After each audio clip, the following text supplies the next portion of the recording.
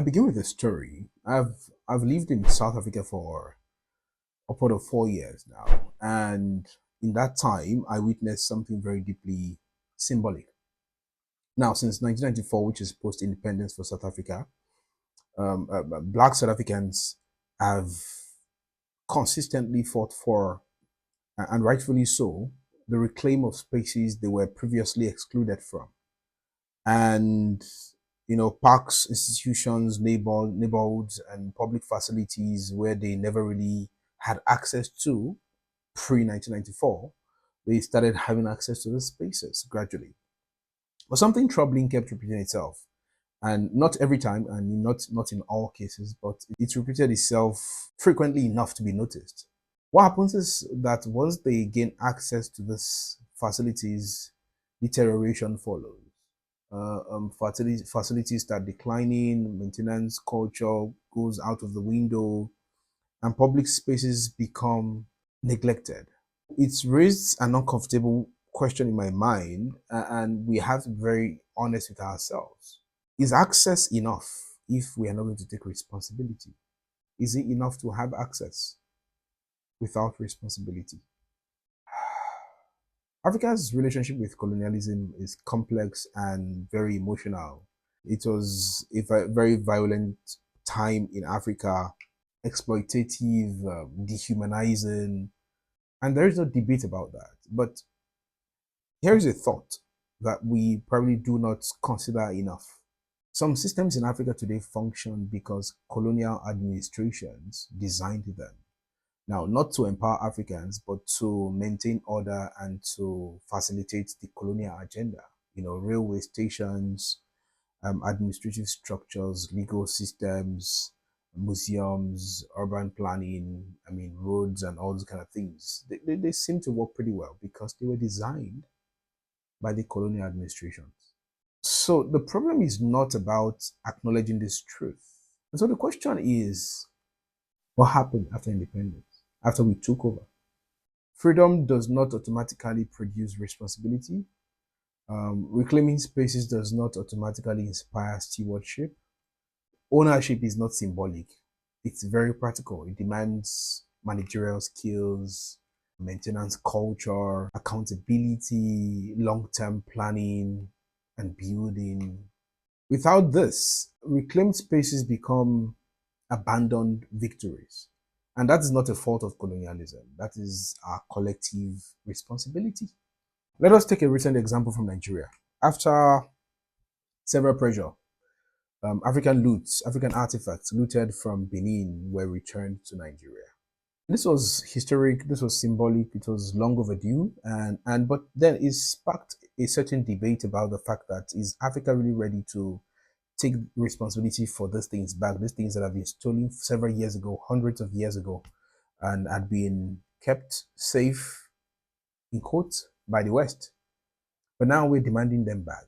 Are we really ready to take responsibility, and can we really take care of these things? This notion was somehow confirmed and upheld when the structure that was built in Benin to house this returned artifacts, the opening ceremony for the structure was thwarted by youths who were protesting.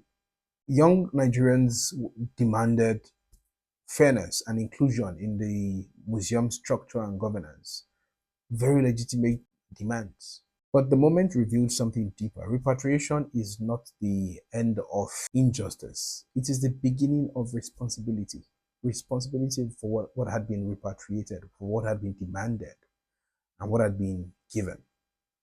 The West did not preserve African artifacts because they are very kind and they're very nice. They preserved it for the prestige, for the power, and for the control of narrative. But regardless of this, preservation happened.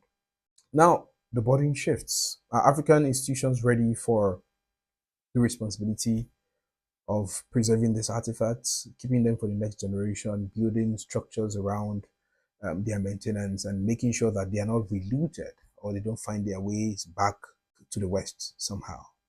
If Africa fails here, the argument against restitution and against repatriation become stronger, and that is a risk Africa cannot afford to take. Colonialism disrupted African systems, but it did not remove African agency forever.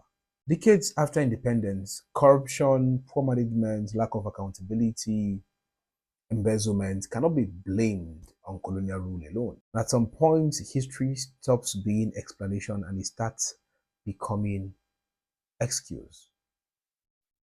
True reform requires responsibility.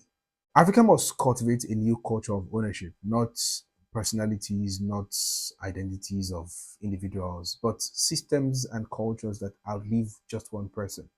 Competence must replace sentiments and merit must replace entitlement. Citizens must understand that public spaces are not government property, but they are collective responsibilities. Leadership must mean stewardship and not control. Without this, whatever we reclaim becomes very fragile. Africa cannot demand restitution without demonstrating responsibility. We can't demand and claim the history without demonstrating our ability to protect the future.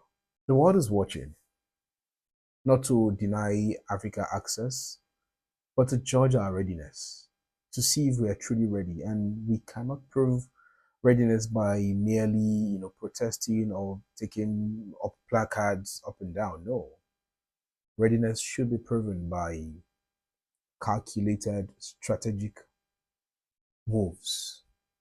Readiness should be proven by care. Africa has every right to reclaim what was taken, but with that right comes obligation and responsibility. The next phase of Africa's reform and liberation is not about resistance, it's about responsibility. Africa must get it right, and we will get it right.